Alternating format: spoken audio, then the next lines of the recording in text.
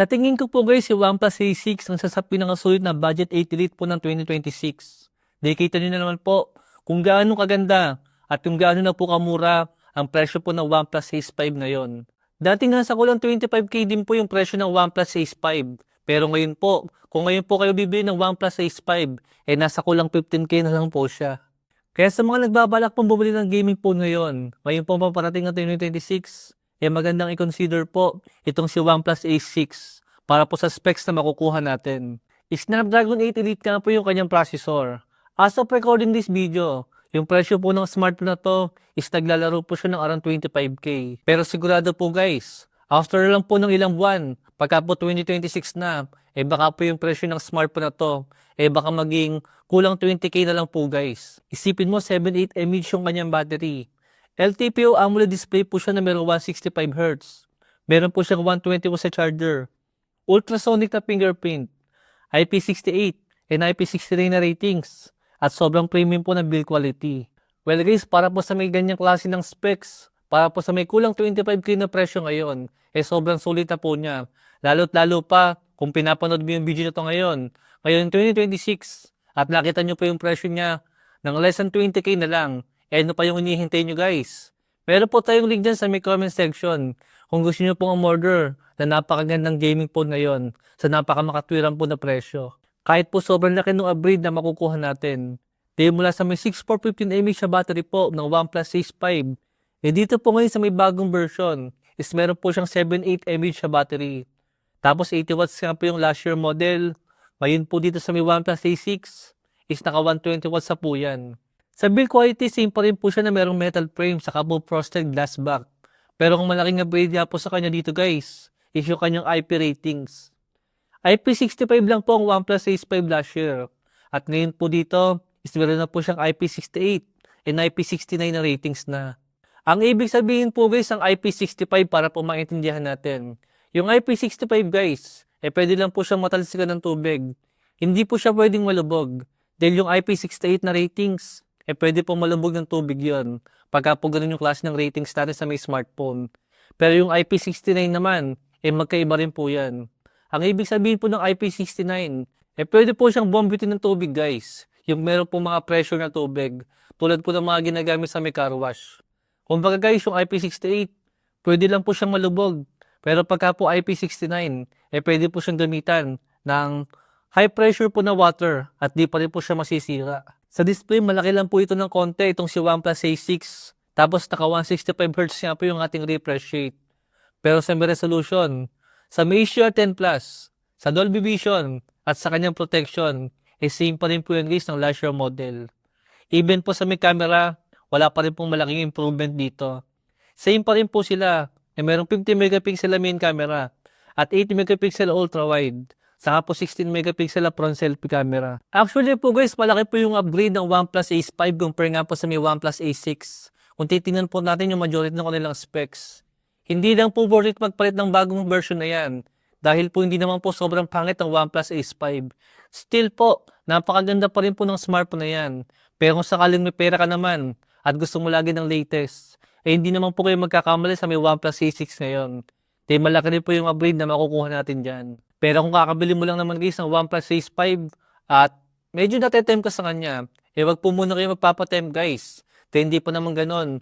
At di pa naman ganun kapangit ang OnePlus Ace 5 ngayon. Pero syempre kung galing ka naman sa mga lumang flagship, tulad po ng mga smartphone na merong 8 Plus Gen 1 pababa ng mga processor, doon po guys, medyo logical po magpalit dito ngayon sa may mga bagong version.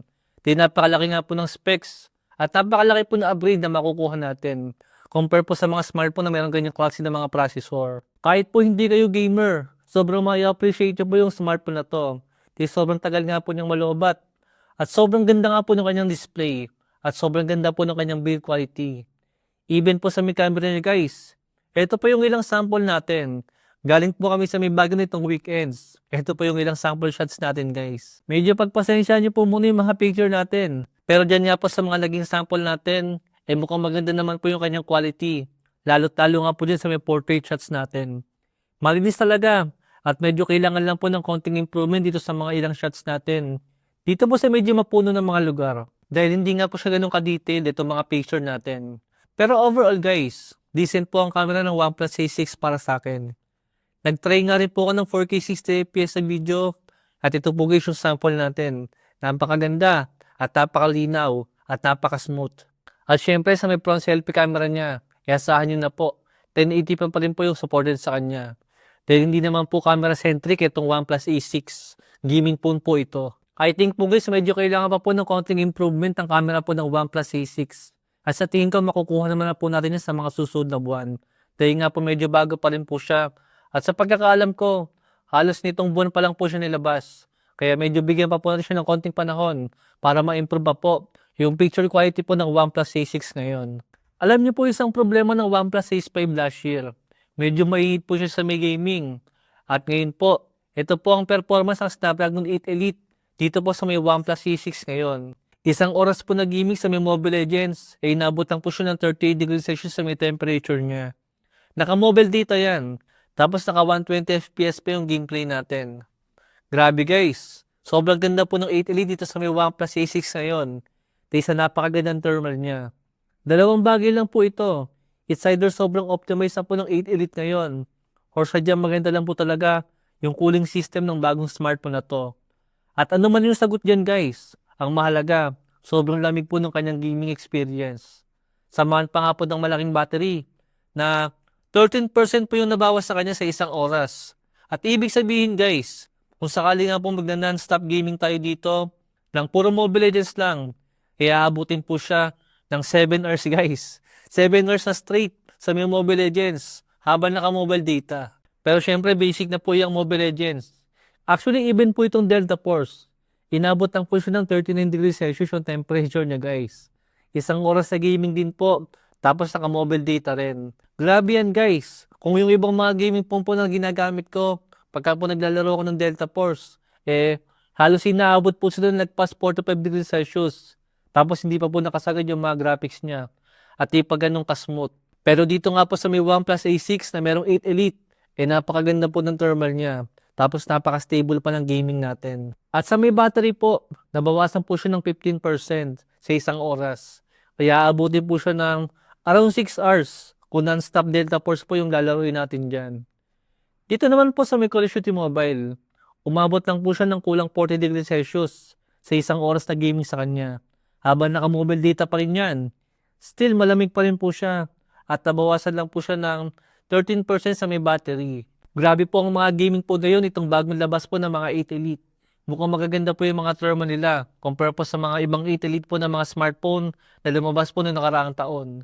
Well guys, gaya nga po ng sabi ko kanina, sa ngayon po, nasa around or less than 25k po yung presyo ng OnePlus A6. Dahil bagong labas pa lang naman siya. Pero guys, ako na magsasabi sa inyo, kahit po sa may ganyang presyo, sobrang sulit po ng OnePlus A6 ngayon.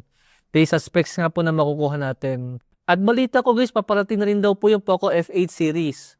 At sa specs po ng Poco F8 Pro, compare ka po sa may OnePlus A6, mukhang obvious po dito guys kung sino po yung worth it bilhin natin. Alam ko global version po ang Poco F8. Kaso yun nga po yung problema, napakarami nilang bloatware. At sigurado napakamahal din po ng presyo. Compare nga po sa may OnePlus A6 ngayon. At shoutout po pala kay UKDB Pampanga. Sa kanya po ako bumili ng OnePlus A6 na gamit ko ngayon. PM nyo na lang po yung page niya kung naghanap po kayo ng mga China ROM na mga smartphone. Sa napakamurang mga presyo po. Pero kung sa may online nyo nga po gusto bumili ng smartphone na meron po mas murang presyo pa, meron po tayong link nga dyan sa may comment section. And yun lang po guys yung bumili sa review ko dito sa may OnePlus A6. Palike lang po yung video natin. Thanks for watching.